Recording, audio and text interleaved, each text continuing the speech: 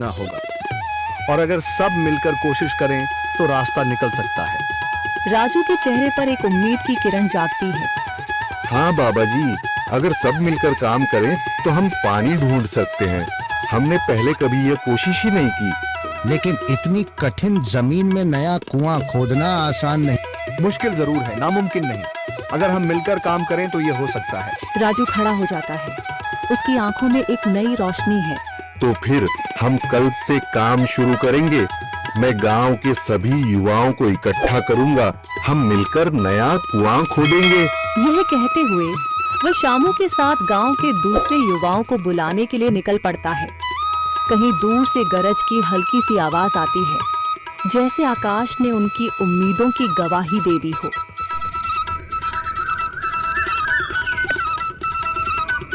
अगली सुबह राजू और शामू गांव के युवाओं को इकट्ठा करने निकल पड़े। चौधरी महेश की हवेली के सामने एक भीड़ जमा है। बाबा जी, संदरी, गांव के कुछ बुजुर्ग और किसान सभी मौजूद हैं। हम हाथ पर हाथ रखकर नहीं बैठ सकते। अगर अल्लाह ने हमें हिम्मत दी है तो हमें खुद पानी के लिए मेहनत करनी होगी। हम एक नया कुआं खोदेंगे। लेकिन राजू, क्या हमें यकीन है कि वहाँ पानी मिलेगा?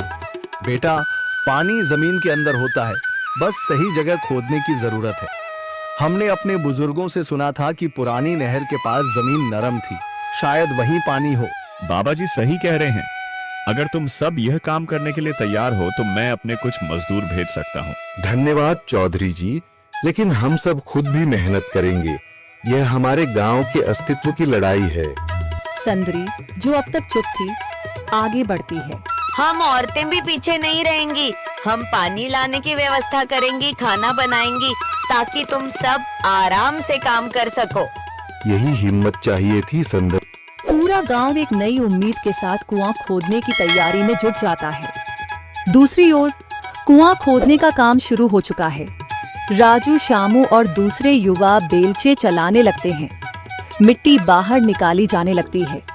तेज गर्मी के बावजूद सब पूरी हिम्मत के साथ जुटे हुए हैं। दोपहर की तेज धूप जमीन आग की तरह तप रही है। गांव के लोग लगातार कुआं खोदने में जुटे हैं। हाथ छिलने लगे हैं, माथे से पसीना बह रहा है, मगर किसी ने हार नहीं मानी। महिलाएं पानी और सत्तू लेकर आती हैं ताकि पुरुषों को कुछ राहत मिले। हमें और गहराई तक जाना होगा। अब तक सिर्फ सूखी मिट्टी और पत्थर ही निकल रहे हैं। राजू, यह बहुत कठिन काम है। अगर हमें पानी न मिला।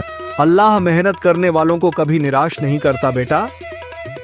तुम सब अपनी कोशिश जारी रखो, पानी जरूर निकलेगा। हिम्मत मत हारो। अगर अब रुक गए तो फिर कभी पानी नहीं मिलेगा। सभी फिर से जोश में आकर काम में जुट जाते हैं, मगर सूरज की तपिश बढ़ती जा रही है और कई लोगों की सांसें तेज चलने लगती हैं।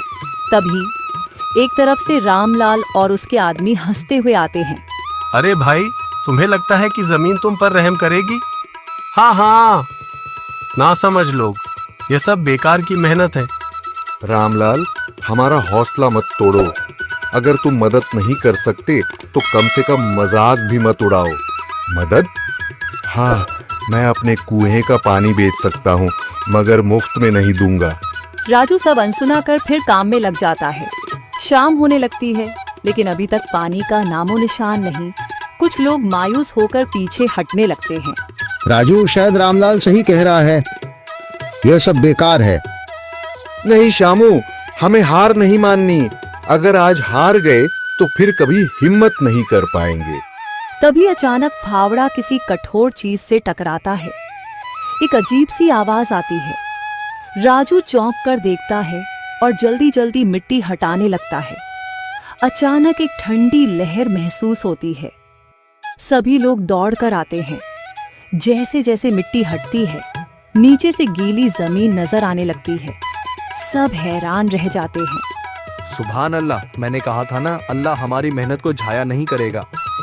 राजू और बाकी सभी जोर लगाते हैं। कुछ ही पलों बाद अचानक मिट्टी के नीचे से पानी की एक छोटी सी धारा फूट पड़ती है। गांव वाले खुशी से चिल्ला उठते हैं।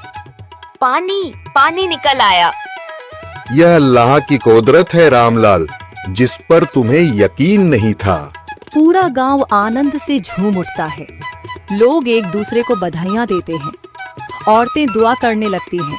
कुछ दिन बीत चुके हैं। गांव वाले नए कुएं से पानी भर रहे हैं, खेतों को सींच रहे हैं और जिंदगी फिर से पटरी पर लौट रही है। मगर रामलाल अब भी अपनी